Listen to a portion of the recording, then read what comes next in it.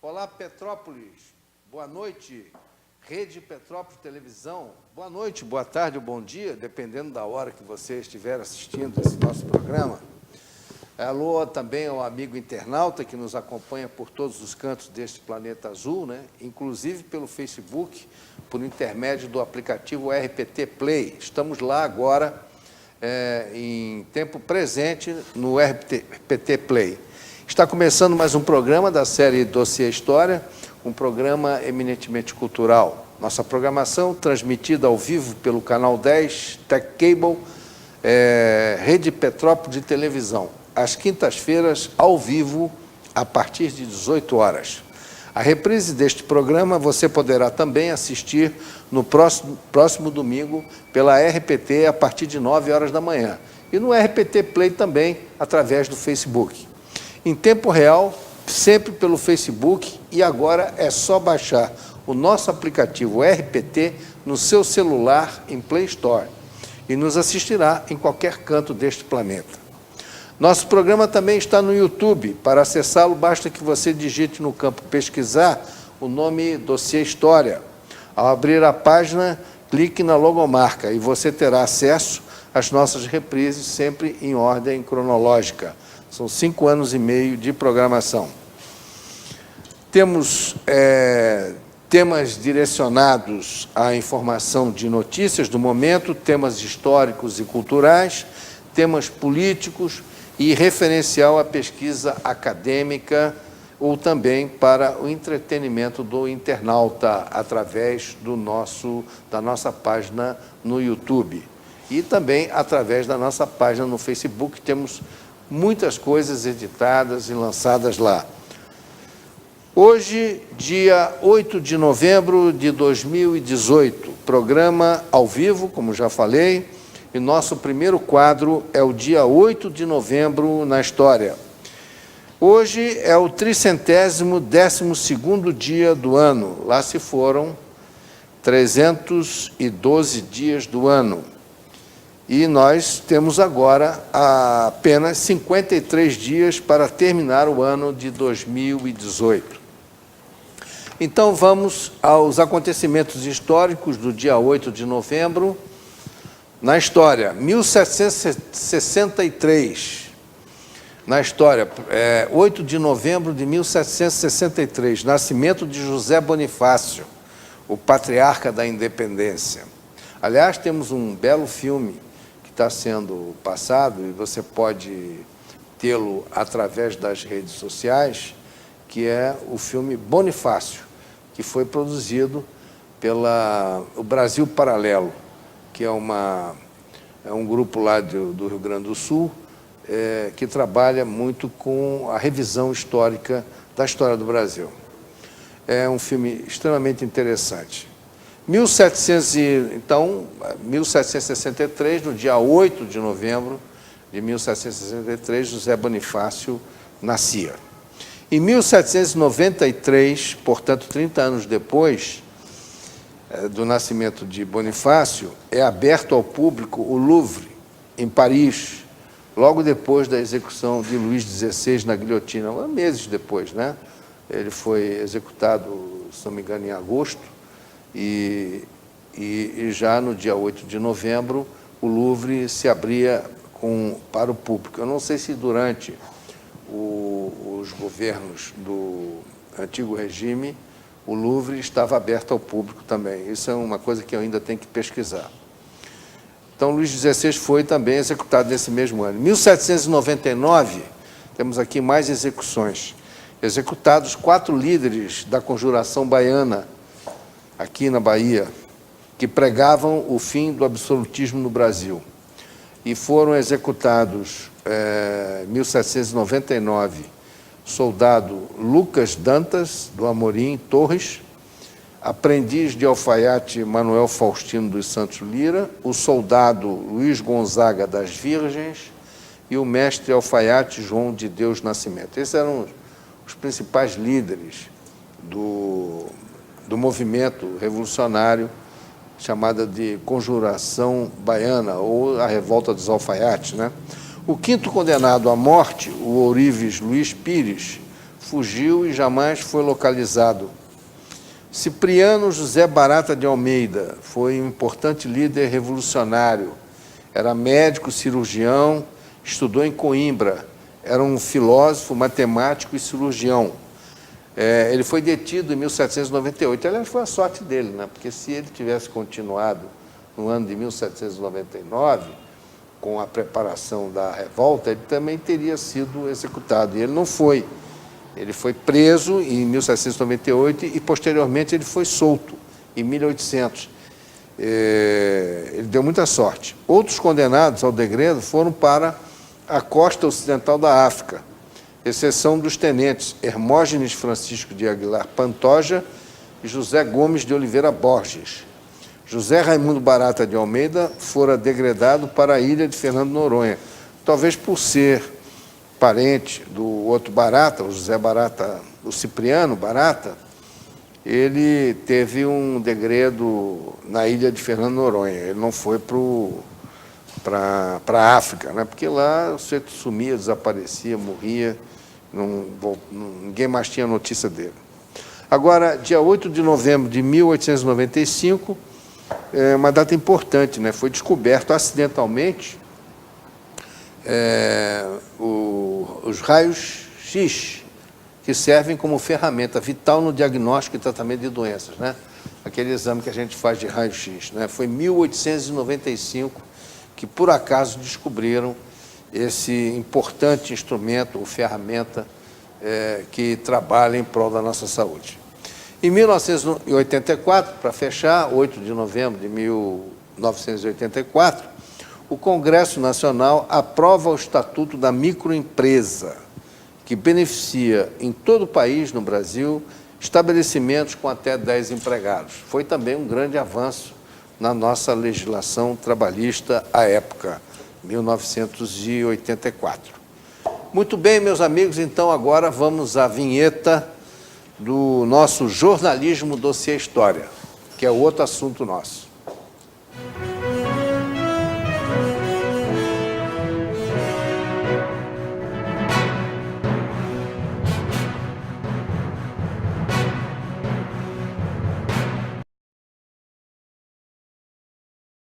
O Ministério Público Federal, no Rio de Janeiro, aponta a propinolândia de pelo menos 54 milhões na Alerj, na Assembleia Legislativa do Estado do Rio de Janeiro.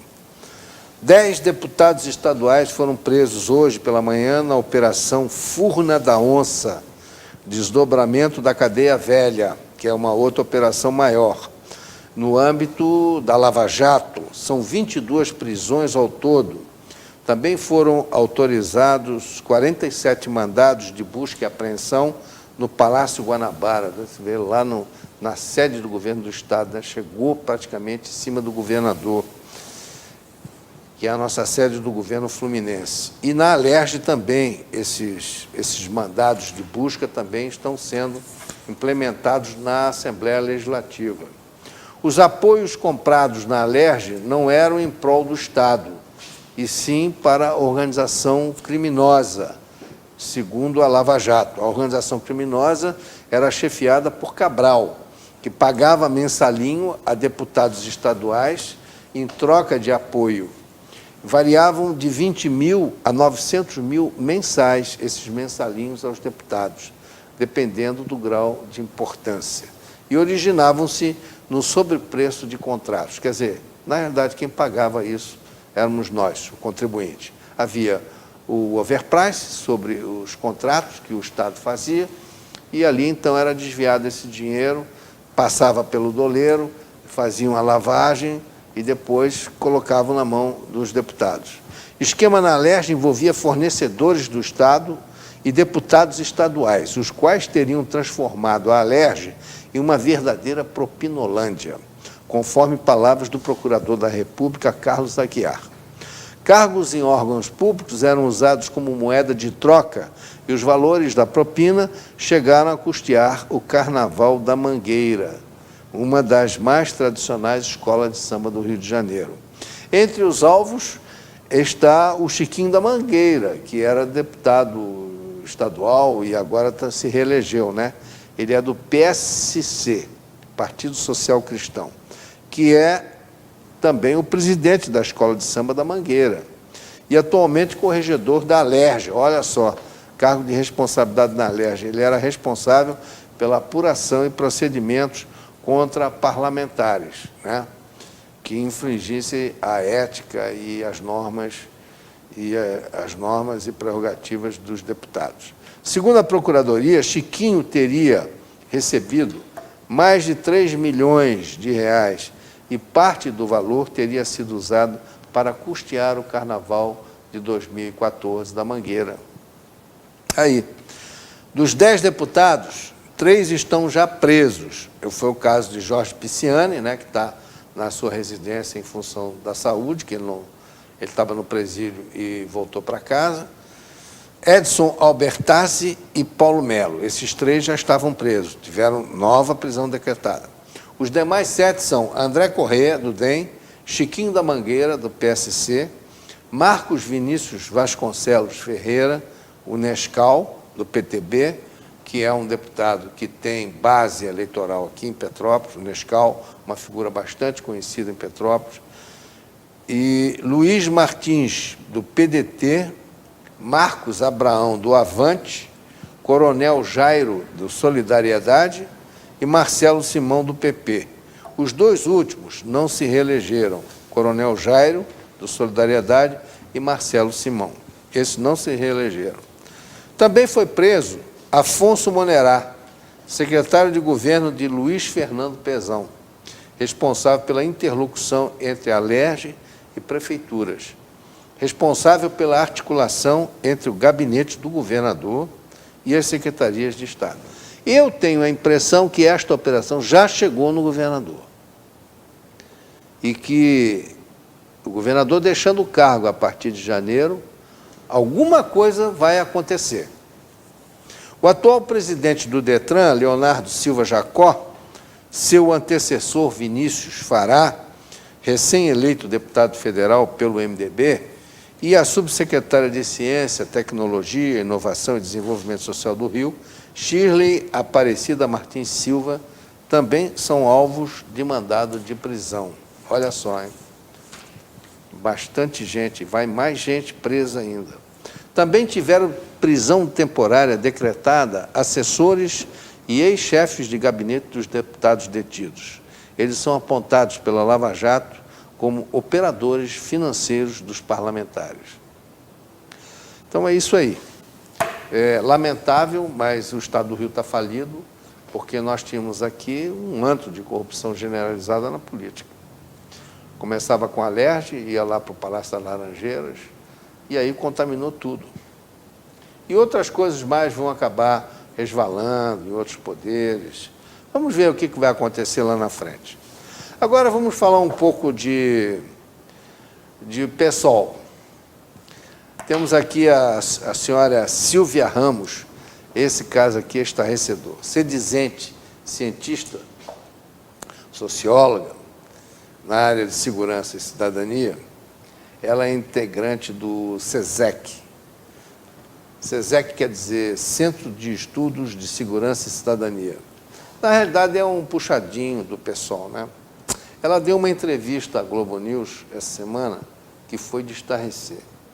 Admira-me muito a Globo News que esteja a focar o tema da violência urbana e colocando a culpa nos policiais. Isso a gente vê como é que o PSOL, a estratégia do PSOL é proteger os bandidos e ir contra a polícia. Nós não podemos deixar que a polícia, nossa instituição, que é a única salvaguarda que nós temos da segurança, bem ou mal, deixar que se acabe na mão desses camaradas. Bom, então, o que ela falou aqui? Ela falou que a polícia é culpada porque o policial armado de fuzil estimula o criminoso a comprar mais fuzis. Pediu votos para Tatiana Rossi, e, na realidade, ela é uma militante do PSOL. Tatiana Rossi foi uma candidata a deputada federal pelo PSOL. Ela tem um vídeo gravado que ela pede voto. Então, na realidade, ela está falando como uma pessoa do PSOL, ela não está falando como uma cientista, ela não está preocupada com o Estado, não está preocupada com a sociedade, ela está preocupada em defender os interesses do PSOL. O PSOL, a gente sabe, eu já cansei de falar isso aqui, é o braço direito da bandidagem armada no Rio de Janeiro, nas comunidades. O PSOL praticamente nasceu no Rio, nasceu nas favelas. Na verdade, o PSOL tem um monopólio dos votos nessas comunidades carentes. Ninguém entra nesses territórios que são dominados pelo Estado paralelo, que são dominados pelos traficantes. Ninguém entra nesse território se não tiver acerto com o Estado paralelo. E o PSOL tem acerto com eles. E um dos acertos é defender institucionalmente os bandidos. Por isso que o PSOL é contra a polícia. Por isso que a Marielle foi assassinada. Porque Marielle, ela era uma pessoa que penetrava muito nessas comunidades, ela tinha acesso direto a essas comunidades. E ela fazia um trabalho contra as milícias, que são bandidos também, mas que se opõem aos outros bandidos traficantes. Então, era uma guerra. E ela tomou partido de um lado dos bandidos contra o outro lado dos bandidos. Os outros bandidos foram lá e mataram ela. Essa que é a realidade. E agora querem passá-la como vítima, como uma mártir da política. Portar fuzil, arma de guerra, é inimigo em potencial da sociedade e deve ser abatido, como o governador eleito falou. Né? Ele falou, tiro na cabecinha, né? Eu diria, na cabecinha ou no cabeção, pouco importa. O importante é o tiro. É o tiro. Tem que abater, é a lei do abate, que nós vamos ter que regulamentar isso aí, vamos ver como é que isso vai ser feito, mas tem que fazer. Portou a arma de fogo, o simples portar a arma de fogo já é uma agressão à sociedade. É uma arma de guerra, não pode estar na mão do bandido. Se ninguém pode usar, só o bandido que pode, agora tem gente que defende que nem a polícia pode estar armada. Não, não vamos armar a polícia, vamos combater o criminoso, mas sem arma, porque aí o criminoso não vai comprar mais fuzil. Ora, faça-me o favor. Esse pessoal do PSOL, do PT, eles fumam muita maconha, e aí ficam com os neurônios, todos eles fora do lugar, sabe? Para de fumar maconha, gente. Começa a raciocinar, pô. É um negócio terrível isso. Olha aqui, outra da esquerda. Rodrigo Jungmann, um filósofo liberal, conservador, um cientista, anticomunista, tudo bem, é a posição ideológica dele. Professor da Universidade Federal de Pernambuco. O Rodrigo Jungmann está sendo vítima de perseguição por parte de alunos da universidade que são de militância de esquerda. Então, eu queria até que passasse aí a foto do Rodrigo Jungmann. Tem duas fotos dele. Ó. Essa foto aí, por ele ser um liberal, então os comunistas lá da universidade fizeram isso aí, ó, colocaram lá, colocaram o apelido dele de Pinguim. Né? Pinguim porque ele tem um cabelo branco e tal, tem um pouquinho gordinho, aí parece um pinguim, então colocaram o apelido dele de Pinguim. Ele até leva na brincadeira isso aí. Mas ele é uma pessoa de direita e sempre quis exercitar o direito dele, o espaço dele na universidade, para debater sobre esquerda, sobre direita. Ele não faz um monólogo, não, ele queria fazer o debate, mas a esquerda não permite. E aí ameaçaram ele de morte. Ele recentemente passou o filme Bonifácio, esse que eu acabei de falar ainda há pouco, sobre a vida do Bonifácio, né,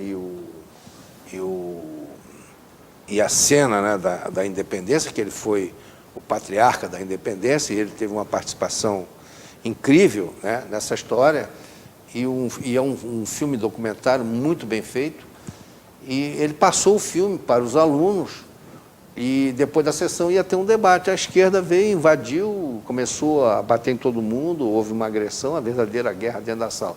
Nós vamos ver aqui, nós temos 2 vídeos, eu vou pedir à produção para passar os vídeos para a gente dar uma olhada.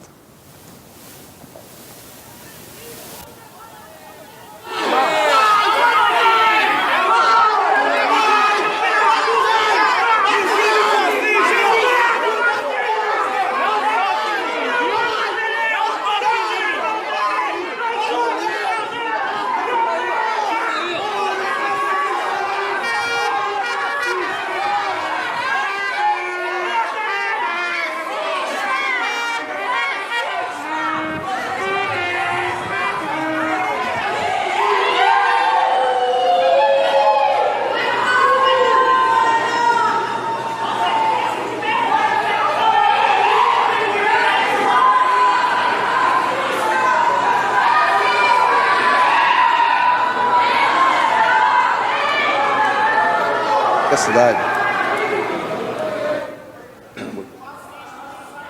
Ele foi atacado lá pelos alunos da universidade. Ele teve que sair de lá correndo porque queriam bater nele, queriam agredi-lo por isso.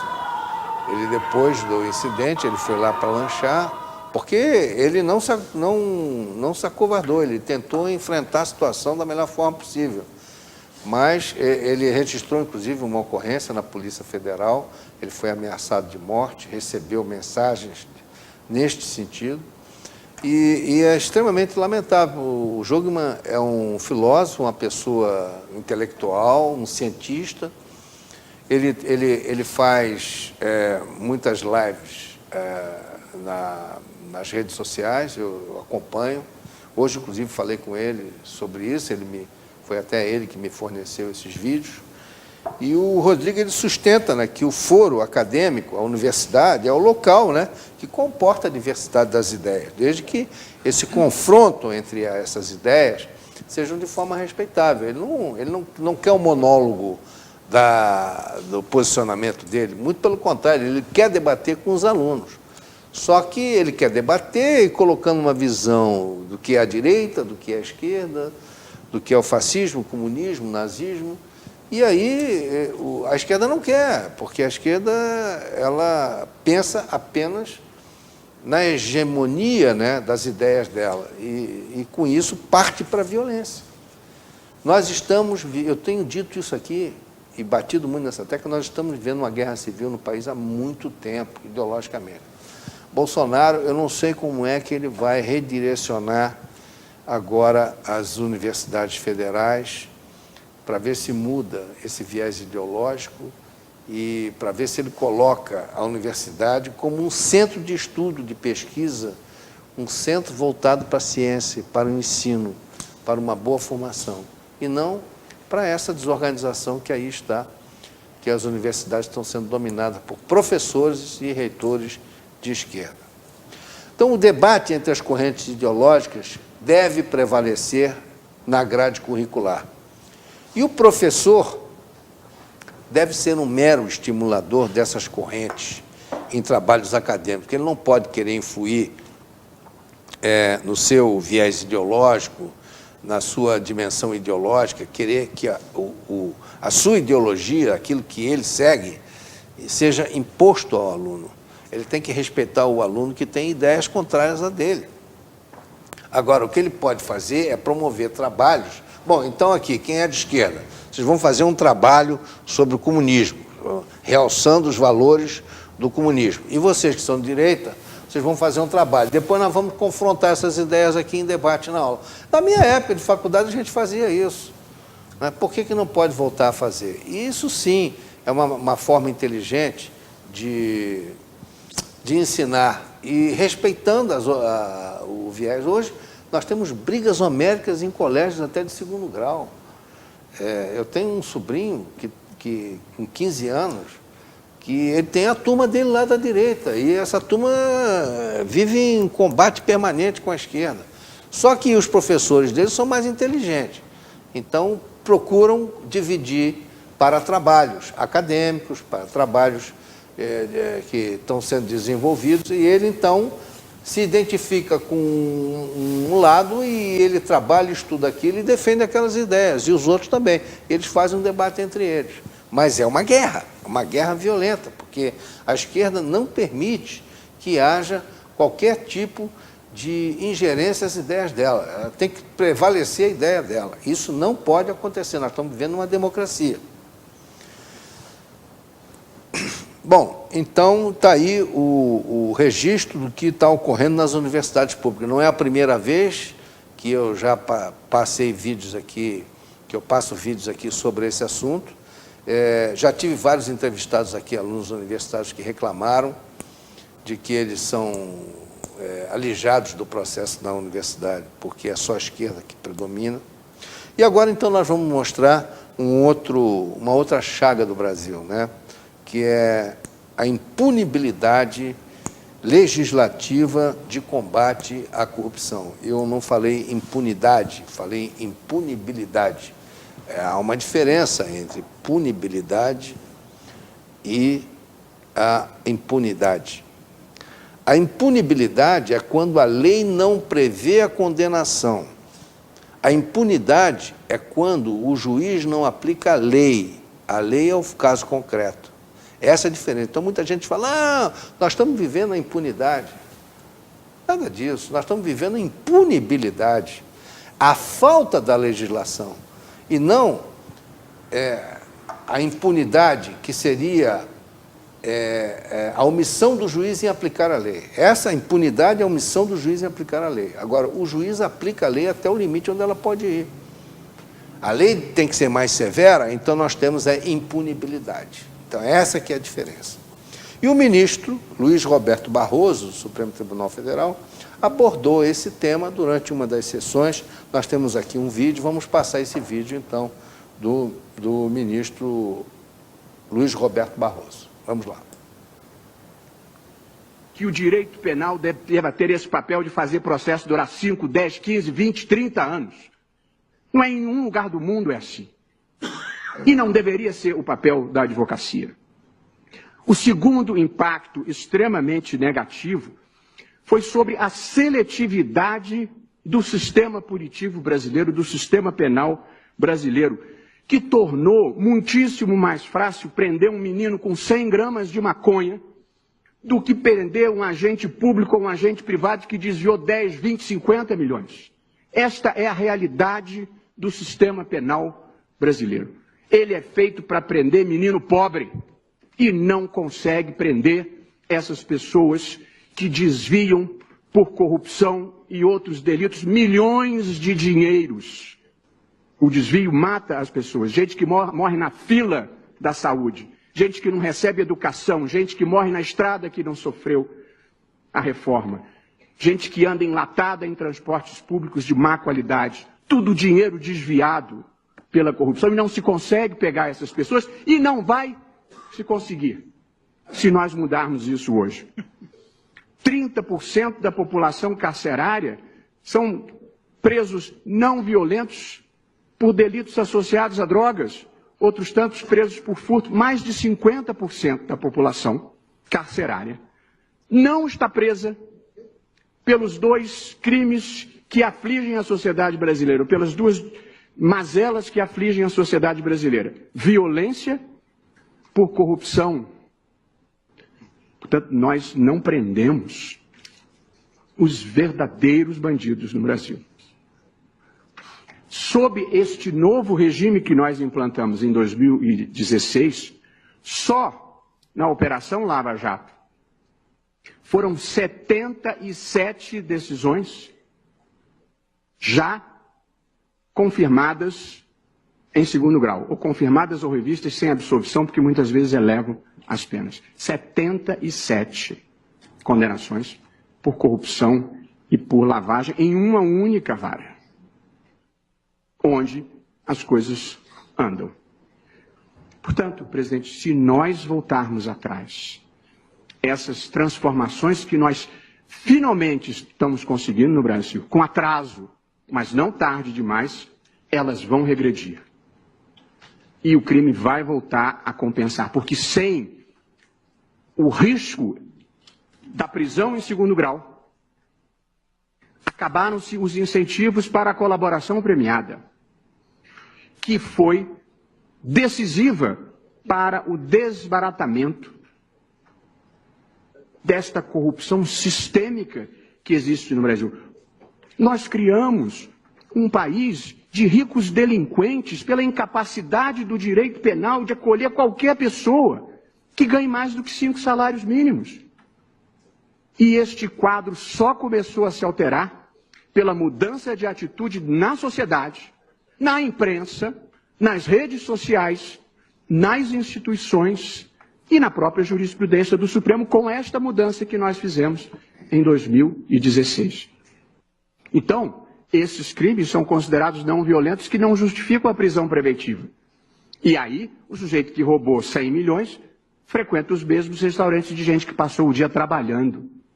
Se alguém acha que não viola um sentimento mínimo de justiça, uma situação como essa, as pessoas podem ter, evidentemente, noções diferentes do que seja justiça. A demora na aplicação indefinida de sanções proporcionais, abala o sentimento de justiça da sociedade e compromete a respeitabilidade das instituições judiciais. Punir alguém 5, 10, 15, 20 anos depois do fato, talvez seja até injusto. 20 anos depois a pessoa já é outra. Este papel o direito penal não desempenha no Brasil. Essas pessoas não têm medo de nada. Tanto que 3 anos depois da Operação Lava Jato, continuam atuando da mesma forma. Da mesma forma. Nesta reação imensa, nessa operação abafa que existe no Brasil, em que há 2 lotes, os que não querem ser punidos, mas há um lote pior, dos que não querem ficar honestos nem daqui para frente. Uma interpretação que produz consequências absurdas e frustra os sentimentos mínimos de justiça da sociedade, não pode ser a interpretação adequada do texto constitucional. Esse não é o país que eu gostaria de deixar para os meus filhos. Um paraíso de homicidas, estupradores e corruptos. Eu me recuso a participar, sem reagir, de um sistema de justiça que não funciona. E quando funciona, é para prender menino pobre, geralmente primário e de bons antecedentes. É isso aí. Nós acabamos de ouvir o ministro Luiz Roberto Barroso, do Supremo Tribunal Federal, falando sobre a impunibilidade da nossa legislação. Eu falei aqui que não é impunidade, porque a impunidade é quando o juiz se omite a aplicar a lei ao caso concreto. Então, quando se fala impunidade, na realidade, não é impunidade, é impunibilidade. É falta de legislação que puna adequadamente. E é isso que está ocorrendo aí. Ele fez um retrato perfeito do que é a nossa situação hoje no Brasil. Muito bem, meus amigos, então, mutatis mutandis, vamos ao nosso tema de fundo. Nós temos aqui um convidado hoje que será entrevistado, Ricardo Brown, que é um amigo nosso, que já participou aqui várias vezes do nosso programa. O Ricardo é professor universitário, é uma pessoa com uma boa credencial, é um homem que está sempre visando o meio ambiente, a preservação do meio ambiente, e tem um trabalho, inclusive, internacional sobre esses temas. E o Ricardo hoje vai nos brindar e falar sobre o conceito, né, da governança mundial. Boa noite, Ricardo. Tudo bem com você? Roberto. Prazer estar aqui novamente no seu novo estúdio. E é sempre bom dialogar com você, com essas ideias aí para um mundo melhor, né? É verdade. Nosso tema de hoje, então, é novo modelo de governança política, não é isso, Ricardo? Isso. Para os objetivos de desenvolvimento sustentável. Eu gostaria que você colocasse o conceito que você faz dessa governança. Você desenvolveu um trabalho sobre esse assunto.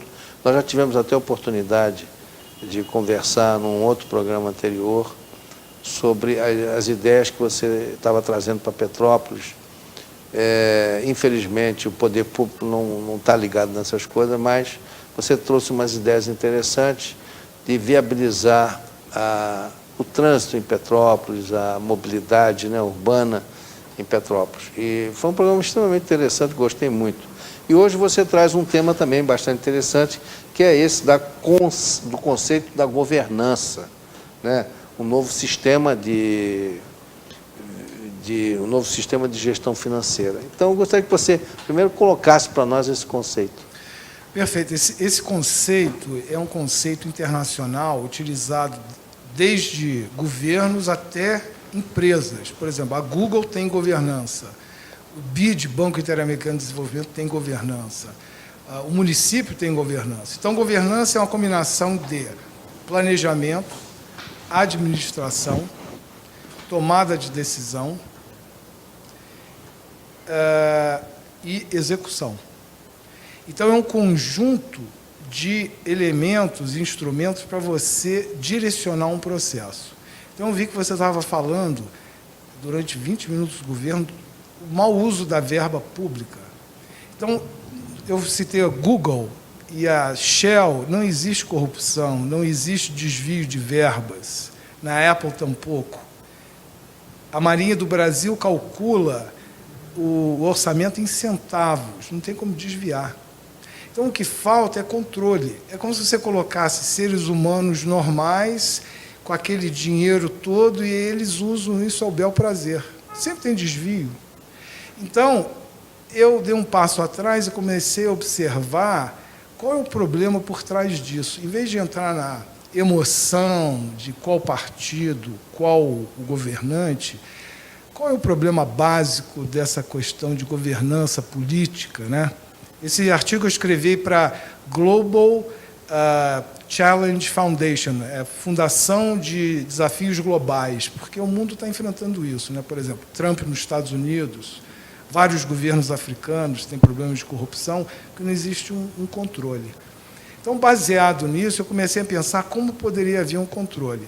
O primeiro ponto é que qualquer um pode se candidatar a ser político, quer dizer, não tem uma preparação, não existe uma escola de preparação de político, uma universidade de ciência política que vai preparar os candidatos. Nem existe, por exemplo, estágios universitários em câmaras municipais, em que o aluno vai aprender o que não deve ser feito, o que deve ser feito dentro de um processo de governança dos municípios. E aí você vai ver a qualidade dos candidatos, eles sabem pouco sobre como que é gestão municipal, como é que se dá a questão de administração das pessoas que vão limpar a cidade, que vão manter ruas. Então, as pessoas, às vezes, entram com discursos muito interessantes, mas não têm a prática. Não existe uma carreira política em que o candidato a presidente ele deveria saber como faz gestão municipal, ele tem que saber como é que funciona o município. Logo, ele teria que ter sido um prefeito, para depois ser governador, para depois ser presidente. É um estágio. Isso não existe. E, então, o que veio na minha cabeça? Primeira coisa, o magistrado que estava falando há pouco, ele não chegou lá, talvez, logicamente, às vezes é indicado, mas, normalmente, eles têm que estudar muito. E a pessoa chega lá com uma certa idade e tem muitos concursos. Então, no meu entender, essa nova ordem de governança deveria ter concursos para públicos, para habilitar políticos. Então, a pessoa, qualquer do povo, pode se candidatar, mas ele tem que ser habilitado através de um concurso público. Ele tem que estudar português, matemática, contabilidade, geografia, planejamento regional, meio ambiente, para ele poder passar no concurso e assim ele está habilitado a poder se candidatar. Então, a gente tem que preparar e melhorar a qualidade dos candidatos. O segundo ponto é que esse candidato ele tem que apresentar antes, quando ele se candidata, um plano de governo, discriminado em programas e projetos específicos. Por exemplo, construção de escolas. Então, ele vai fazer um projeto de construção de escolas, ou um programa de construção de escolas, em áreas que precisam. E quanto vai custar isso? Tem que ter um preço, um valor. É como você tem que apresentar um projeto BNDES, tem que ser tudo discriminado. Eu já escrevi um projeto BNDES e eu levei 3 meses escrevendo. E o político, me parece que os políticos entram com discursos muito gerais. Vou melhorar, vou abaixar o preço da gasolina, mas não diz quanto nem quando. Vou melhorar o salário do trabalhador, mas não diz quanto nem quanto. Isso tem um custo para os cofres públicos, né? Isso onera o sistema de despesas, receitas e despesas. Então, o candidato, para ele governar, ele tem que apresentar o programa dele de governo, quer dizer, o plano de governo, programas e projetos. Isso vai ser colocado numa plataforma digital. Então, eu e você e outros cidadãos que queiram conhecer o candidato vão na plataforma digital e vão ver o que ele está propondo especificamente. E aquilo vai ter um preço. Ele vai ter que discriminar em recursos humanos, materiais e financeiros. E isso vai ter um preço, valor final, porque no final o dinheiro sai do nosso bolso, são pagadores de impostos. Então, a gente, uma vez eleito, ele vai implementar esses projetos, os programas, o seu plano de governo, e nós vamos acompanhar isso na internet, através também de um comitê deliberativo, escolhido com representantes da sociedade, e não vai haver como ele desviar verba, porque o que ele escreveu que vai fazer, ele vai ter que fazer até o final. Não vai poder ter jogadas, manobras políticas para ganhar mais voto. Então, ele tem que fazer um sistema de esgotamento sanitário, um sistema... Você vê, aqui em Petrópolis nós estamos há 20 anos, né, com as águas do Imperador, que é ligada a Queiroz Galvão, que é a Águas do Brasil, uma grande empresa. Você vê, 20 anos para limpar nossos rios. Então, isso nunca foi apresentado quanto vai custar. Então, esse acompanhamento é fundamental, porque é assim que na universidade se faz. Por exemplo, você vai escrever um projeto de desenvolvimento, de proteção ambiental ou desenvolvimento social, você tem que discriminar tudo que você vai fazer e quanto vai custar isso. Então, falta o controle. Falta o controle. E como chegar a isso? Então, a gente chega à Agenda 2030 das Nações Unidas. Tem os indicadores de desenvolvimento sustentável. Isso aí está colocado, empresas como empresas, por exemplo, a Queiroz Galvão, ou empresas como a Apple, eles usam esses indicadores na sua empresa. Como que aplicar esses indicadores? Aumento do emprego, a melhoria da qualidade de trabalho, proteção ambiental, diminuição de emissões de carbono para evitar o problema da mudança climática. A mudança climática pode ser devastadora. Se você pode até, com a questão climática, você pode até ter que modificar o sistema agrícola brasileiro, porque não vai ter mais chuva na região sudeste ou na região sul, se você desmatar a Amazônia mais ainda. Então, tem estudos para isso. Então, esse conceito de Agenda 2030 das Nações Unidas, e às vezes eles fazem até na televisão algumas propagandas, sobre os indicadores de desenvolvimento sustentável para desenvolvimento social, econômico e ambiental, como parâmetros para os países alcançarem soberania, qualidade de vida, prosperidade, dentro de um conceito que não vai degradar mais a natureza do que ela já está. Então, países que alcançam esses objetivos de desenvolvimento sustentável são Noruega, que é um país pequeno, mas é um país próspero. Suécia, Dinamarca, Alemanha. Então, o Brasil, para chegar nesse ponto, ele tem que controlar suas finanças, ele tem que colocar gestores políticos que são preparados, foram preparados, qualificados, selecionados para ocupar os cargos e, assim, se candidatarem e como se faz hoje em dia. Então você está propondo uma verdadeira revolução na forma da administração política. Agora, há algumas dificuldades para implementar isso. Quando você fala que o candidato ele deveria já previamente estar com o plano dele de governo fechado, na realidade não é o que ocorre no Brasil, porque, primeiro, os candidatos, quando eles começam na corrida, eles têm um pequeno grupo de apoio. E esse pequeno grupo está envolvido na campanha eleitoral propriamente dita. Ser candidato a presidente da República num país como o Brasil, de dimensões continentais, onde o candidato tem que viajar, essa equipe, às vezes, está uma parte está em São Paulo, outra está em Minas. Então, fica difícil para você implementar um plano de governo efetivamente. Você pode fazer um plano piloto com aqueles principais elementos, que é o que eles apresentam, do projeto de governo. Até mesmo porque muitos desses candidatos, ou o candidato que não for da situação, quando ele ganha a eleição, ele não sabe nada do que está lá. Ele não sabe o que vai encontrar. Você vê que agora, com o Bolsonaro, está montando primeiro a estrutura ministerial dele. Já tem uma equipe que está trabalhando lá, tomando conhecimento de uma série de informações que nem tem, que o público nem tem acesso, muito menos o candidato. Então, há uma série de dificuldades nesse sentido, para você administrar com essa rigidez que você está propondo. E você está tendo como exemplo, está colocando como exemplo, países nórdicos, que de uma cultura totalmente diferente. Uma coisa que eu fui aprender outro dia é o bem-estar social, que é uma característica dos países nórdicos. Outro dia me chamou a atenção, acho que foi até o padre Paulo Ricardo, fazendo uma palestra sobre isso, tocou nesse assunto. Esse bem-estar social é uma característica que vinha desde os primórdios da civilização nórdica, dos vikings.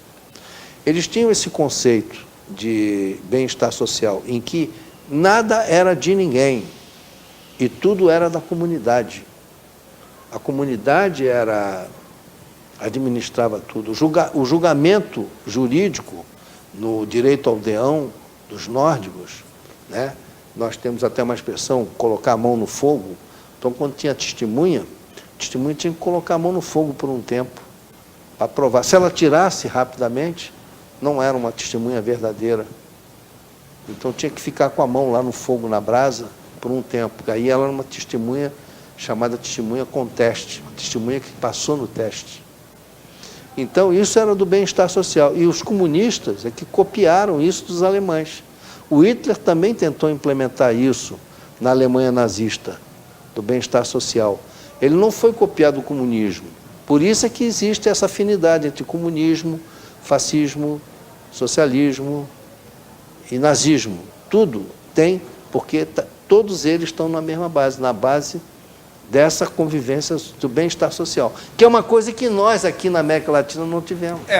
Você vê, as Nações Unidas tem um relatório chamado Felicidade Interna Bruta dos Países. Então, ele tem um índice de felicidade interna bruta.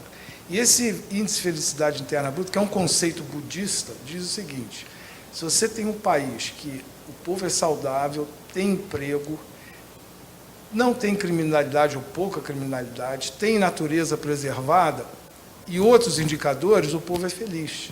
Que, no fundo, as pessoas querem felicidade. Então, não haveria necessidade de ter essa guerra no Brasil se a visão comum fosse bem-estar e felicidade para todos. Então, é como se fosse, até você mostrar a imagem ali da universidade, parece um futebol medieval. Quer dizer, é um retrocesso tremendo, você gritar, quebrar. É uma involução. Então, eu trabalhei em 2 projetos de desenvolvimento regional, Prodiat e Plan VASF, Bacia do Araguaia e Tocantins, e Plan VASF, o Projeto de Desenvolvimento do Vale de São Francisco. Isso foi na época, no final da época do, acho que Figueiredo. O Brasil tinha um planejamento nessa época. E esse planejamento regional, a primeira coisa que se faz é um diagnóstico das possibilidades da região e os problemas que existem. E, a partir daí, você faz propostas de desenvolvimento para essa região, uma região que envolve vários estados. Então, vários políticos, que são um estudo que leva 5 anos, com técnicos internacionais, brasileiros, fazendo o diagnóstico e fazendo as propostas de governo. E você propõe a vocação daquela região. Por exemplo, Vale de São Francisco, hoje em dia tem irrigação, tem culturas orgânicas, tem o vinho. Isso é resultado de um planejamento regional que aconteceu na década de 80. Eu trabalhei nesse plano. Muito bem colocado isso aí, hein? Então, você tem condições, e vários políticos utilizaram os resultados do Plano VASF, que envolve o município da Minas, Bahia, Sergipe, Alagoas e Pernambuco, para suas campanhas políticas. Então, baseado em estudos já existentes. Então, o que eu quero dizer é o seguinte: a curto espaço de tempo, você não consegue planejar o que vai fazer, mas a longo, sim. Então, por exemplo, se o Bolsonaro pensou há 4 anos atrás que ele iria se candidatar à presidência, ele teria 4 anos para pegar esses dados, tanto dos planos diretores como desses planos regionais, para ver quais são os problemas e como eu posso desenvolver o país de uma forma que ele vai ser próspero, socialmente equitativo, ecologicamente correto, dentro dessa visão de desenvolvimento sustentável. Ele teve lá no Israel, você está sabendo, né? Que ele teve em Israel e se reuniu lá com técnicos. Ele vai trazer o projeto de irrigação de deserto para o Nordeste. Muito bom. E já está fechado com Israel, os técnicos de lá vão vir aí e vão implementar isso. Ele vai irrigar o Nordeste todo. E acabar com aquela burrice do negócio do Rio São Francisco lá, que fizeram aquela vazão para o Nordeste, que ele está perdendo a pressão cada dia mais, né? E ali é um problema seríssimo. O São Francisco tem problema de erosão, a lâmina do rio é cada vez menor, e você no caminho, na região semiárida, você evapotranspira, você evaporiza evapora toda aquela água, e você tem pouca água chegando lá na bacia do Piauí, naquela região lá, para distribuir essa água. Então, esse sistema de irrigação eficiente que tem Israel é super eficiente, já poderia ter sido introduzido há mais isso aí tempo. já está fechadinho, isso vai acontecer. Isso é um ponto muito bom. Ele viajou o Brasil inteiro. Outra coisa que ele descobriu também foi tem um sistema aí, até eu esqueci o nome, depois eu lembro, o graceno, que é uma nova tecnologia agora, que está sendo implementada. Tem minérios também, que ele está pensando nisso, e estudou essa invasão chinesa na Amazônia. Ele rodou o Brasil inteiro.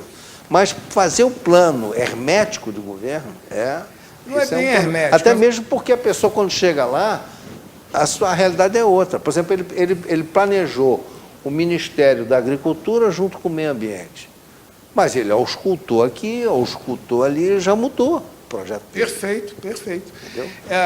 A ideia é o seguinte: o Brasil tem uma situação geográfica, tem uma situação climática, tem uma situação de potencialidade devido aos solos, devido ao desenvolvimento industrial, que o político ele já tem que estudar isso. Faz lembrar claramente o seguinte: eu trabalhei numa companhia de petróleo, Kerr-McGee, e nessa ocasião eles estavam perfurando o bloco BS-1. E chegaram nem tinha encontrado petróleo, mas chegou um pessoal do Houston, né? Era digamos, a equipe estratégica da Kerr-McGee. Aí, o que eles vieram fazer no Brasil? Eles vieram estudar a estratégia de, caso encontrasse petróleo naquela bacia BS-1, no bloco BS-1, eles já estavam estudando a infraestrutura para escoar esse petróleo. Isso assim, pensando já há 10 anos à frente, como escoar aquele petróleo a longo prazo, se houvesse. Então, esse pensamento estratégico é fundamental. Esse pensamento estratégico agora está sendo implementado, que é um ministério que vai ter muitos militares, e você sabe que o militar ele sempre opera num planejamento estratégico. Isso que você falou aí na década de 80, o planejamento era militar. Na época era o governo Figueiredo. Então havia esse planejamento estratégico, era a mentalidade da época. E nós vamos retornar um pouco a essa mentalidade do planejamento estratégico, coisa que o PT e os governos de esquerda não implementaram nesses últimos 30 anos. Meu amigo, nós estamos chegando no final, você tem 20 segundos aí para complementar. Bom, eu finalizar da seguinte forma: não pode ser nem direita demais, nem esquerda demais, é o caminho do meio. O caminho do meio é o consenso. Tem que haver um consenso entre esses partidos, porque o que a gente quer para o Brasil próspero é o consenso e o desenvolvimento. Pegar o que tem bom de um lado, pegar o que tem bom de outro, juntar esforços para que o Brasil seja um país realmente desenvolvido e sustentável. É verdade. Nós temos o plano ideológico, cada um tem a sua ideologia, mas nós temos que visar o Estado, visar o país, né? Lamentavelmente, o que se viu nos últimos anos foi uma degradação do Estado. Agora vamos ver se nessa alternância de poder a gente consegue chegar a esse objetivo, né? Se voltar para o Estado, fazer um Estado mais forte, mais rico, uma melhor distribuição para todos. Meu amigo, muito obrigado pela tua participação. Obrigado. Volte sempre. Okay. Prazer muito grande. Meus amigos, estamos encerrando nossa programação de hoje. Este programa será reprisado domingo pela manhã. Uma boa noite a todos, ou um bom dia, ou uma boa tarde, e até a semana que vem com uma nova atração.